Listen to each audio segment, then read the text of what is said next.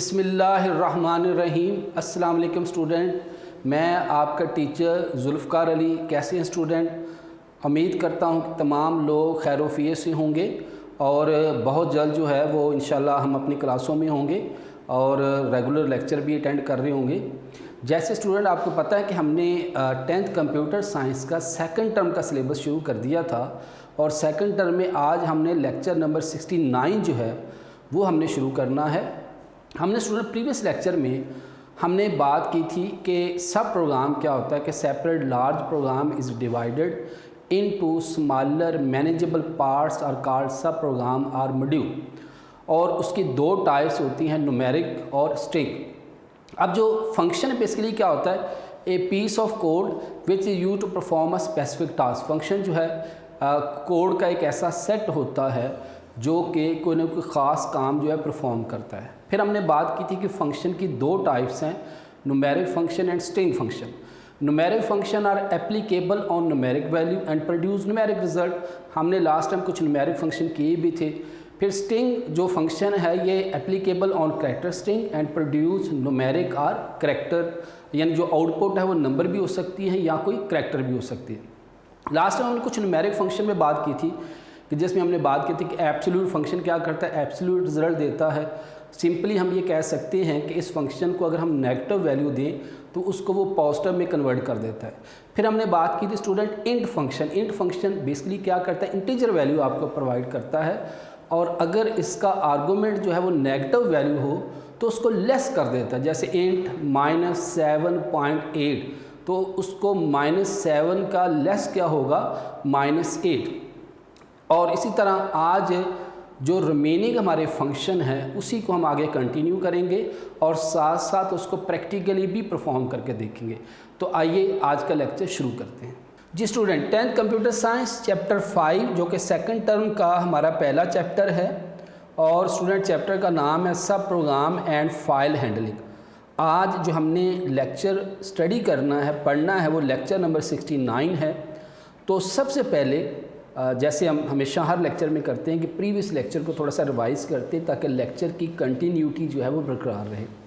तो student lecture number 68 में हमने क्या पढ़ा, देखते हैं एक दफ़ा। लेक्चर नंबर 68 में हमने बात की थी कि जो हमारे जो बिल्ट इन फंक्शन है, बिल्ट इन फंक्शन जो है that perform operation there on there operand and return single value. अब बिल्ट इन फंक्शन वो फंक्शन होते हैं जो पहले से ही जिसने लैंग्वेज बनाई और बनाकर उस लैंग्वेज के अंदर इंस्टॉल कर दिए, इस किस्म के फंक्शन को हम क्या कहते हैं, बिल्ट इन फंक्शन। और वो फंक्शन जो हम बनाकर हम खुद से बनाएंगे, ऐसे फंक्शन को स्टूडेंट हम क्या कहते हैं, यूज़र डिफाइंड फंक्शन। तो वो फंक्शन जो पहले से बने हों उसको हम यूज़र डिफाइंड फंक्शन कहते हैं और वो फंक्शन जो हम बनाकर खुद से बनाएंगे उसको स्टूडेंट हम क्या कहते हैं, यूज़र डिफाइंड फंक्शन। तो ऐसे तमाम फंक्शन जो पहले से बने होंगे उसको हम न्यूमेरिक बिल्ट इन फंक्शन कहेंगे और वो फंक्शन जो हम खुद से बनाएंगे उसको हम यूज़र डिफाइंड फंक्शन कहेंगे। तो अब जो हमारे बिल्ट इन फंक्शन है इसकी फर्दर टू टाइप्स हैं, numeric function and string function. These function are applicable on numeric value, यानी वो फंक्शन जो न्यूमेरिक वैल्यू पे एप्लीकेबल हों and produce the numeric result, और न्यूमेरिक रिजल्ट ही प्रोड्यूस करें, ऐसे फंक्शन को हम न्यूमेरिक फंक्शन कहते हैं। और string function process character string and produce the numeric value और स्ट्रिंग वैल्यू, यानी ऐसे फंक्शन जो कि करैक्टर स्ट्रिंग पर एप्लीकेबल हो मगर जो आउटपुट है वो न्यूमेरिक हो या स्ट्रिंग हो, ऐसे फंक्शन को हम स्ट्रिंग फंक्शन कहते हैं। तो लास्ट टाइम स्टूडेंट हमने कुछ न्यूमेरिक फंक्शन किए थे जिसमें एब्सोल्यूट फंक्शन। अब एब्सोल्यूट फंक्शन का पर्पस क्या था, return the absolute value. Absolute value से क्या मुराद है कि वैल्यू विदाउट एनी साइन। और इसमें हमने एग्जांपल की थी कि लाइक प्रिंट ABS -15। तो ये फंक्शन क्या करेगा, हमारी इस नेगेटिव वैल्यू को 15 यानी पॉजिटिव में चेंज कर देगा। दूसरी एग्जांपल थी प्रिंट ABS -100। तो ये स्टूडेंट ये -100 को किस में चेंज कर देगा, 100 में चेंज कर देगा। फिर हमने बात की थी इंट फंक्शन की। This function return the lowest integer. अब इसमें स्टूडेंट मैंने बताया था बहुत से स्टूडेंट कंफ्यूज होते हैं। Return the lowest integer less than और इक्वल टू x, यानी जो x का जो लोएस्ट इंटीजर किस फॉर्म में रिप्रेजेंट करेगा, जब नेगेटिव नंबर होगा और अगर होल नंबर होगा तो सेम इक्वल नंबर जो है वो स्क्रीन पे प्रिंट करवा देगा। In the case of whole number it return the same number. ये इसका सिंटैक्स का format int x, in x यहाँ पे क्या है, आर्गूमेंट है। नीचे एग्जांपल थी प्रिंट इंट 5.5, तो इसकी जो इंटीग्रल वैल्यू है वो क्या है 5, उसने स्क्रीन पे दिखा दी। प्रिंट इंट -7.7, अब स्टूडेंट -7 का लेस क्या होगा -8, तो देखिए स्टूडेंट उसने -8 जो है स्क्रीन पे प्रिंट करवाया हुआ है। नेक्स्ट हमने फंक्शन किया था SQR function, return the square root of positive number x, यानी किसी भी पॉजिटिव नंबर x का अगर हमने स्क्वायर रूट फाइंड करना हो तो उसके लिए स्टूडेंट हम एसक्यूआर फंक्शन जो है वो यूज़ करते हैं। x must be greater than or equal to 0, जो x है वो या 0 होना चाहिए या 0 से बड़ा होना चाहिए। इससे क्या मुराद है कि जो x है वो आपका पॉजिटिव नंबर होना चाहिए। आगे इसका स्टूडेंट फॉर्मेट है SQRX, जबकि x जो है मस्ट बी ग्रेटर देन और इक्वल टू 0। इसकी एग्जांपल है स्टूडेंट प्रिंट SQR25, तो 25 का जो स्क्वायर रूट है वो क्या होगा 5। प्रिंट SQR9, 9 का स्क्वायर रूट क्या होगा 3। तो ये आप इसकी कोई सी भी एग्जांपल दे सकते हैं। जब कंसेप्ट क्लियर हो तो आप बड़ी आसानी से अपनी तरफ से कोई भी सी एग्जांपल बनाकर जो है वो लिख सकते हैं। आज हम देखते हैं, हम उन्हीं न्यूमेरिक फंक्शन को कंटिन्यू करेंगे। आज हम बात करेंगे साइन फंक्शन। ये सारे हमारे स्टूडेंट ट्रिग्नोमेट्रिक फंक्शन होते हैं, साइन, कॉस, टेन, टेंजेंट, या मैथ में पढ़ेंगे। आपके 10th की मैथ के सिलेबस में भी है। तो ट्रिग्नोमेट्रिक रेशो फाइंड करनी हो तो ये ट्रिग्नोमेट्रिक रेशो जो है ये आप GW बेसिक में भी फाइंड कर सकते हैं। तो the purpose of this function is to find the trigonometric ratio. अब डिफरेंट फंक्शन होते हैं, sine, cos, tan, tangent, cotangent, सारे ये फंक्शन हैं जिसको हम ट्रिग्नोमेट्रिक रेशो फाइंड करने के लिए यूज़ करते हैं। तो the purpose of this function is to find the trigonometric ratio called sine of an angle x express in radian. अब इसको हम आम तौर पर स्टूडेंट किस में एक्सप्रेस करते हैं, रेडियन में एक्सप्रेस करते हैं। और किसी भी जो रेशो को, ट्रिग्नोमेट्रिक रेशो को रेडियन में कन्वर्ट करने के लिए इसका ये फार्मूला आपको नज़र आ रहा होगा, sine into x multiply by pi divided by 180। ये ट्रिग्नोमेट्रिक रेशो को स्टूडेंट किस में कन्वर्ट करने के लिए, रेडियन में कन्वर्ट करने के लिए हम ये वाला फार्मूला यूज़ करते हैं। इसका फॉर्मेट क्या है, साइन x, यानी जिसका भी आपने एंगल फाइंड करना है 60 का, 80 का, 90 का, जो है वो आप यहाँ पे x की जगह पे वो वैल्यू आप फीड करेंगे। अब नीचे इसकी प्रॉपर एक एग्जांपल दी गई है कि यहाँ पे आपको पता है पाई की वैल्यू क्या होती है 3.14। तो यहाँ एक वेरिएबल लिया हुआ p इज़ इक्वल टू 3.14 या 3.14 ही लिख दें, काफ़ी है। प्रिंट करवाए और साइन निकाले किसका। आप देखिए ये पूरा जो फार्मूला ऊपर रेडियन में कन्वर्ट करने का लिखा हुआ है वो सारे का सारा फार्मूला यहाँ पे अप्लाई होगा। प्रिंट साइन, पाई की वैल्यू क्या है जी स्टूडेंट, ऊपर हमने डिक्लेयर करवाई हुई 3.14 मल्टीप्लाई बाई 30। ये वैल्यू किसकी है, x की, यानी हम x की वैल्यू फाइंड करने जा रहे हैं। तो ये x की वैल्यू है ये वाली, और डिवाइडेड बाई 180। तो स्टूडेंट जैसे ही हम इसको रन करेंगे तो ये नीचे हमें आउटपुट देगा 0.999 हमें आउटपुट दे देगा। तो इसको साथ हम GW बेसिक पे अप्लाई करके भी देख लेते हैं, ठीक है। इसी को साइन 90 को अगर मैंने फाइंड करना है तो GW बेसिक पे इसको हम परफॉर्म करते हैं। तो GW बेसिक मैंने ओपन की हुई है, हम यहाँ पे इसको डायरेक्ट मोड में कर रहे हैं। प्रिंट साइन और पाई की वैल्यू मैं डायरेक्ट ले लेता हूँ 3.14, और उसके बाद हम क्या करेंगे, अकॉर्डिंग टू फार्मूला हम चलेंगे। फार्मूला क्या कहता है कि साइन पाई की वैल्यू मैंने मल्टीप्लाई करवा ली डिवाइडेड बाई 180। तो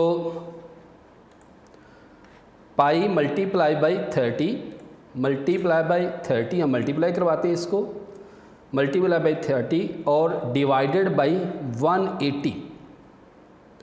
ये जो है रेडियन में, उसकी रेशो को रेडियन में हम रिप्रेजेंट करेंगे।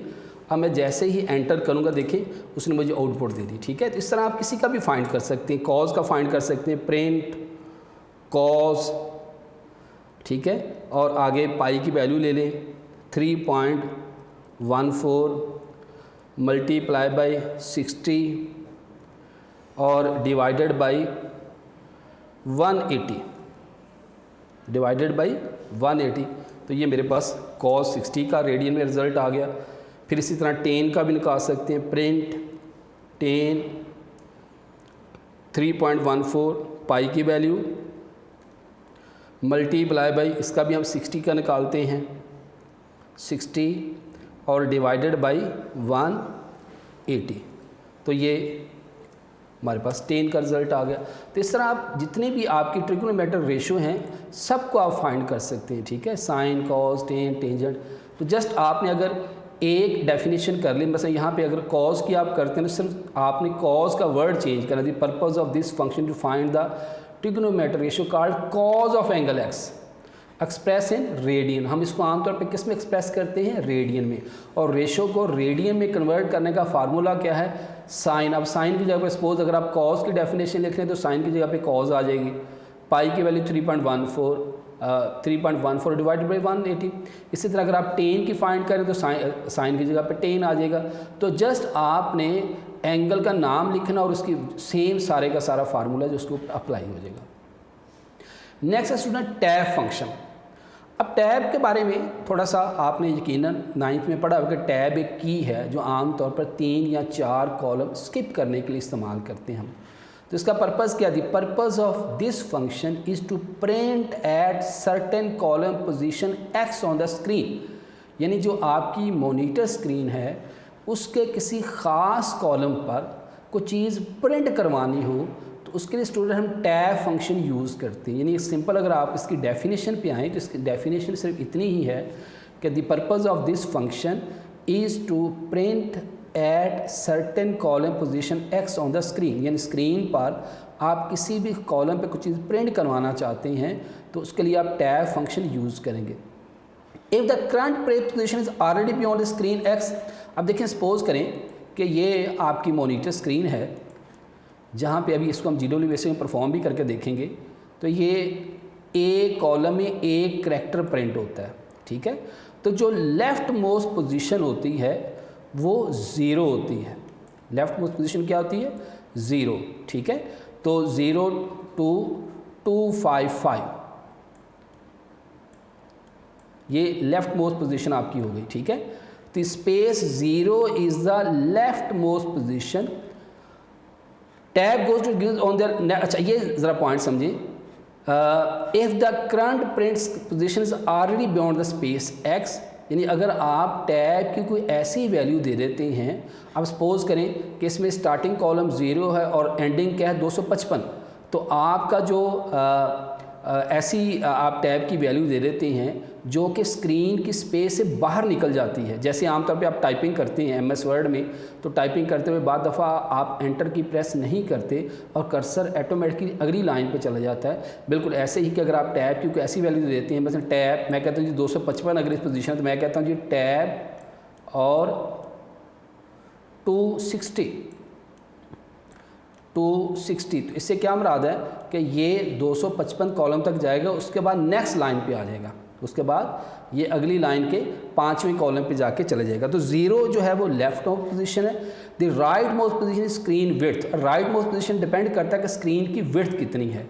Must be range between 1 to 255। मगर इसकी रेंज कितनी होनी चाहिए। अब 0 पे तो टैब लगाने का फ़ायदा ही नहीं है, तो हम टैब कहाँ से लगाते हैं, 1 से। तो इसकी रेंज कहता है 1 से लेकर 255 तक कोई भी नंबर जो आपका होना चाहिए, ठीक है। तो इसको हम GW बेस पे परफॉर्म करके देखते हैं। फिर इसकी मैं डेफिनेशन आपको दोबारा करवाता हूँ। पहले ये देखें, एक एग्जांपल है प्रिंट यूनिक।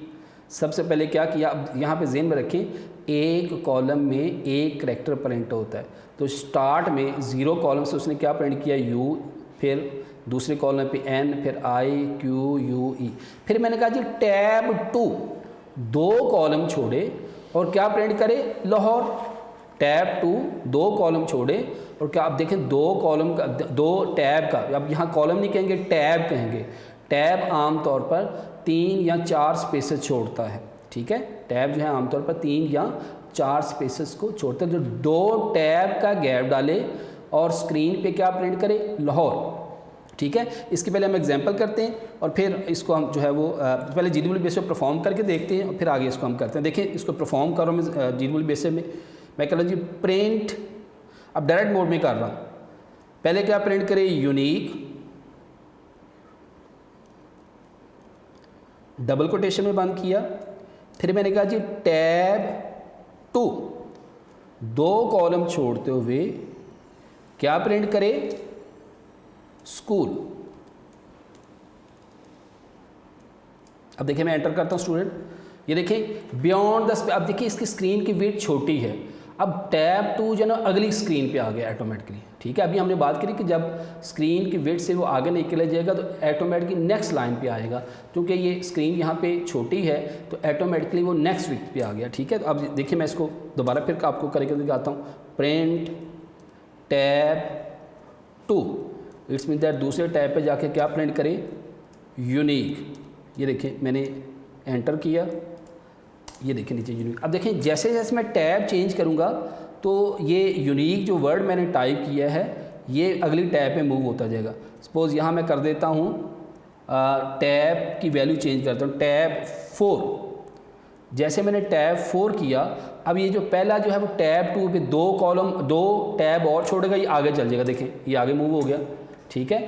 जैसे जैसे मैं टैब चेंज करूँगा तो ये जो मेरा जो वर्ड है ये ऑटोमेटिकली जो है वो मूव होता जाएगा। फिर मैं करता हूँ जी टैब 10 और मैं जैसे एंटर करूँगा ये टैब 10 देखिए आगे चला गया।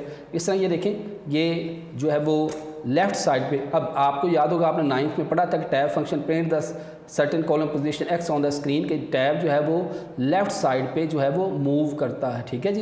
यानी जैसे जैसे मैं टैब जो है वो चेंज करता जाऊँगा, जो यूनिक जो मेरा जो मैंने वर्ड टाइप किया है ये ऑटोमेटिकली जो है वो लेफ़्ट साइड पे जो मूव करता जाएगा। यहाँ करता हूँ टैब 20, तो देखें जैसे मैंने टैब 20 किया तो ये आगे मूव हो गया।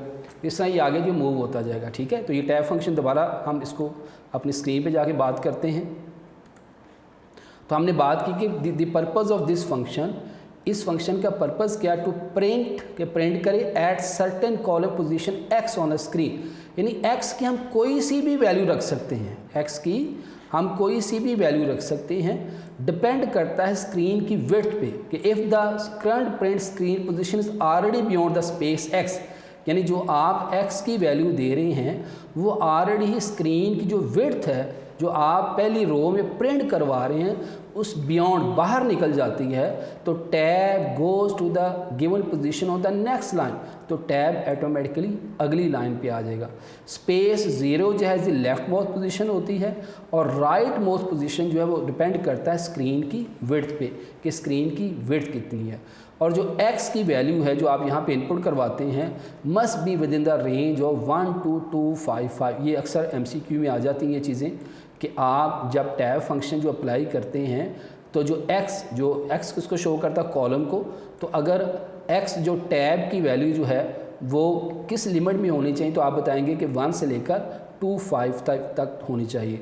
और स्पेस 0 जो है, अब किसी भी अगर हम स्क्रीन की बात करें तो जो लेफ़्ट साइड पे ये क्या होगी, स्क्रीन 0, लेफ़्ट साइड पे जो है वो लेफ़्ट मोस्ट पोजीशन 0 होगी, ठीक है। यानी 0 कॉलम से शुरू होगा, sir 0 1 2 up to 255, up to 255। मगर जो हम टैब फंक्शन अप्लाई करते हैं वो यहाँ 1 से शुरू करते हैं, ठीक है।